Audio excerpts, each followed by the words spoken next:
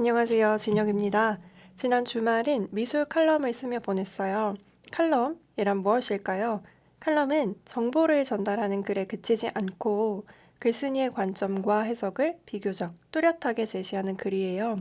예를 들어 최근 많이 논의되는 AI에 관한 글을 쓴다고 가정할 때 AI에 관한 사실만을 정리하는 데 그치지 않고 이런 사실 때문에 나는 AI에 대해 이렇게 생각한다.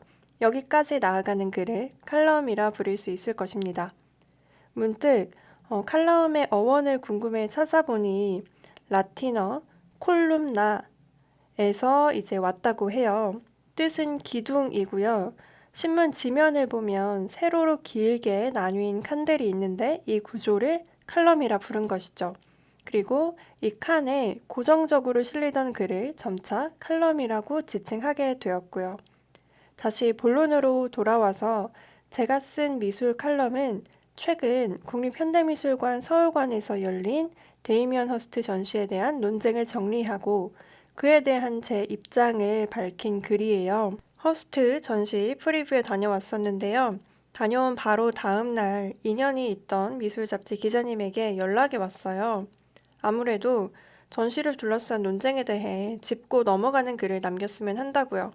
현재 미술세계 안팎에서 많은 관심을 받고 있는 전시기에 부담스럽기도 했지만 저 역시 이 사건에 대한 기록을 남기고 싶어서 수락했습니다. 돌이켜보니 예전에도 저는 부산 현대미술관에서 열린 힐마 아프 클린트 전시에 대한 칼럼 형식의 글을 쓴 적이 있더라고요. 그래서 지금부터는 제가 어떻게 칼럼을 써나가는지 그 과정을 공유해 볼게요. 먼저 다음과 같은 질문을 설정합니다. 이번 글에서 무엇을 가장 말하고 싶지 않은가? 질문이 좀 어색하게 느껴질 수도 있을 것 같아요.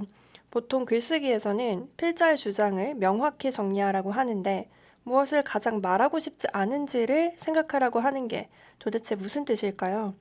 다른 글쓰기가 아닌 칼럼에서는 가장 말하고 싶지 않은 주장을 분명히 하는 게 중요하다고 생각해요. 쉽게 풀어보면 나의 주장이 자칫 오해되거나 단순화되어 뭉툭해질 수 있기 때문에요. 칼럼은 비교적 뾰족한 글이기 때문에 오독되지 않도록 더 주의를 기울여야 하는 것 같아요. 이번 칼럼의 경우 허스트 전시에 대한 논쟁 자체가 긍정적이라든가 건강한 미술 세계의 신호라든가 하는 이야기를 가장 하고 싶지 않았습니다. 논쟁의 존재 여부 그 자체만으로는 어떤 판단 기준이 될 수 없기 때문이죠. 예를 들어 이런 말 있잖아요. 현대미술은 본래 논쟁적이다. 논쟁이 발생한다는 것 자체가 좋은 거다. 이런 식의 발언은 구체적으로는 아무런 힘을 갖지 못하는 게 아닐까요? 오히려 제가 이 칼럼에서 하고 싶었던 말은 다음에 더 가깝습니다. 왜 허스트의 전시는 논란에 휩싸였는가? 그 이유를 허스트의 유명세 때문이라고 볼 수 있을지, 우리가 놓친 보다 근본적인 원인이 있는 것은 혹시 아닌지 생각해 보자는 것이었죠. 저는 그 원인을 달라진 매체 환경 때문이라고 분석했고요.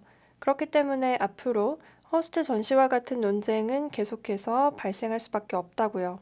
혹여 그 예술가가 허스트보다 덜 유명할지라도요. 그럼 이런 상황 속에서 미술관과 같은 전시 주체, 그리고 우리가 취해야 할 태도를 제안하는 방향으로 글을 마무리합니다. 완성된 칼럼이 궁금하시다면 아트앤컬처 4월호에서 읽어주세요.